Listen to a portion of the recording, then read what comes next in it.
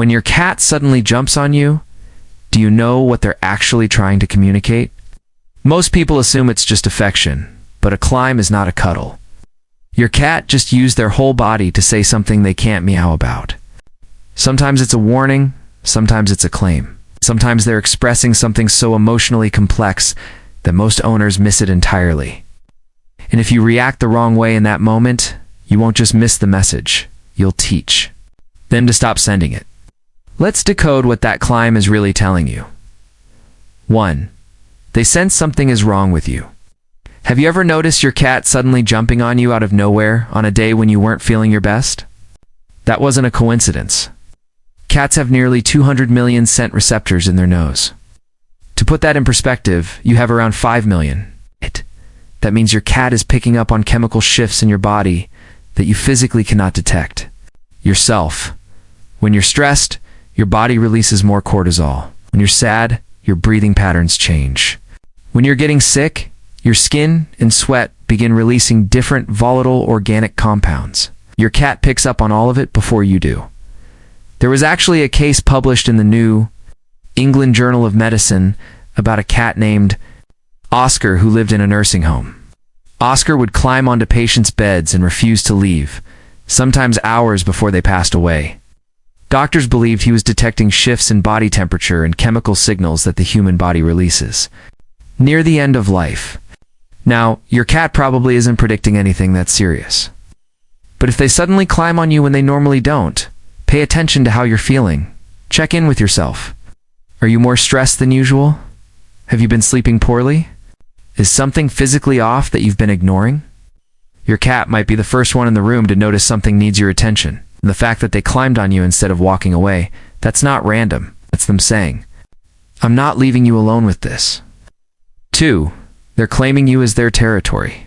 Ever wonder why your cat doesn't just sit beside you but has to physically get on top of you? This one might sting a little, but that climb isn't always about love. It's about ownership. Your cat has sent glands in their paw pads called interdigital glands. And every time they press their paws into your body, they're depositing invisible pheromones directly onto you. Those pheromones are essentially a name tag that tells every other animal in the house, this human belongs to me. And if you have more than one cat, you've probably noticed this even more. One cat climbs on you, then 10 minutes later, the other. One does the exact same thing. That's not both of them being sweet at the same time. That's a territorial dispute happening right on your lap. Now, here's what most people get wrong. When your cat is in the middle of doing this, and you pick them up and move them, you just erase their entire message. You wipe the slate clean.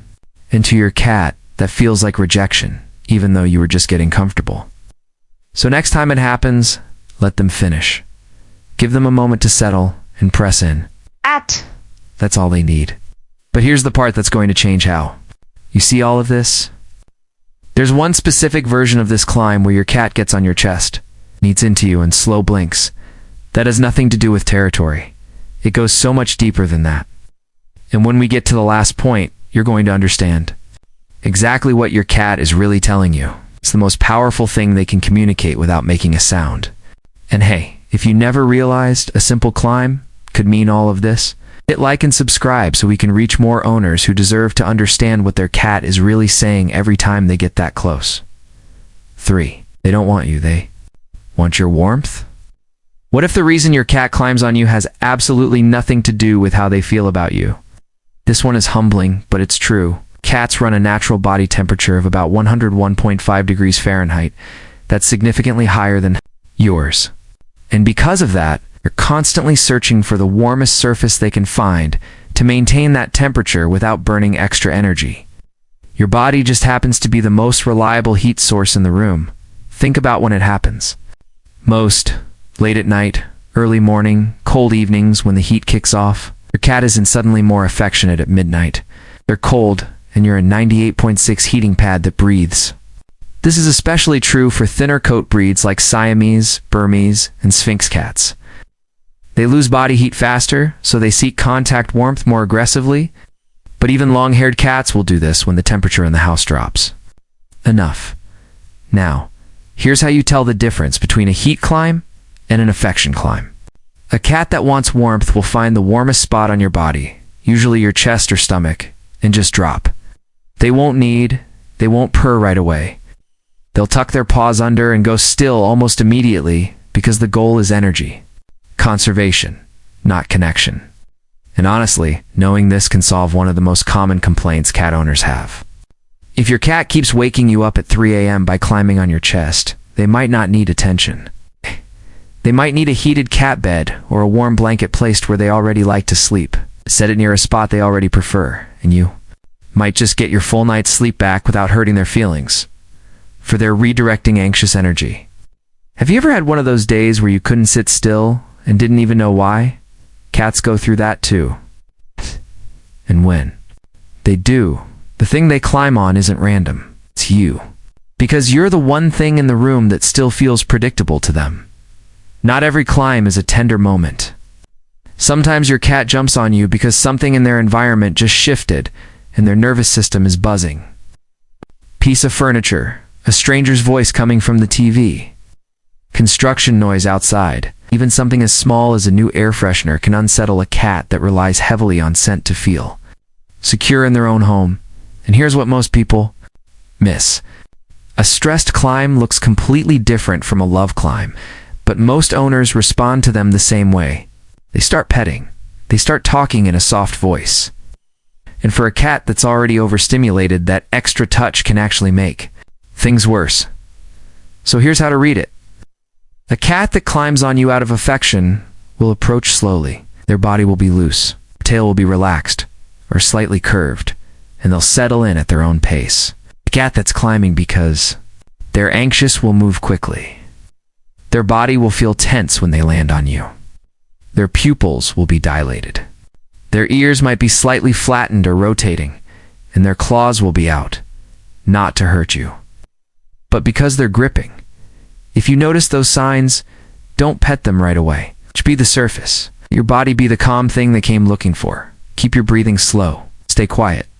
Once their body starts to soften and their breathing slows down to match yours, then you can gently place a hand on them.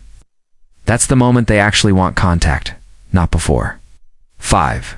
They're testing whether you'll reject them. What would you do if someone you loved walked up and hugged you, but the whole time they were watching your face to see if you'd push them away?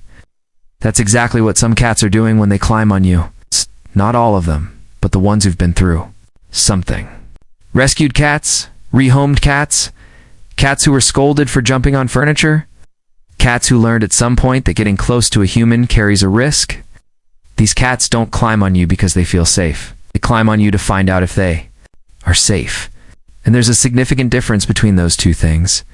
You can actually spot when it's happening if you know what to look for. A cat that's testing you will climb up slowly. They'll pause halfway. Their body will be slightly tense, and their eyes will be fixed on your face. Not relaxed and blinking, but watching. They're reading every micro-expression you make before they commit to staying. And this is where most owners go wrong without even realizing it. You shift your weight. You reach for your phone. You adjust the blanket. To you, that's nothing. To a cat in the middle of a trust test, that's a flinch. And that small movement just told them maybe this isn't safe after all.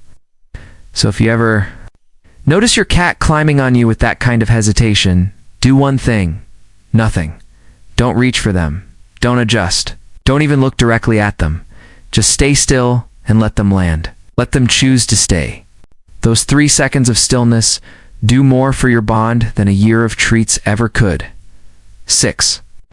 You're about to miss their biggest compliment. Remember earlier when I said there's one version of the climb that has nothing to do with territory? Nothing to do with warmth and nothing to do with stress? This is it. When your cat climbs onto your chest, starts kneading into you with their paws, and gives you that slow, heavy blink, they're not just getting comfortable. They're performing the exact same motion they used as a newborn kitten while nursing from their mother.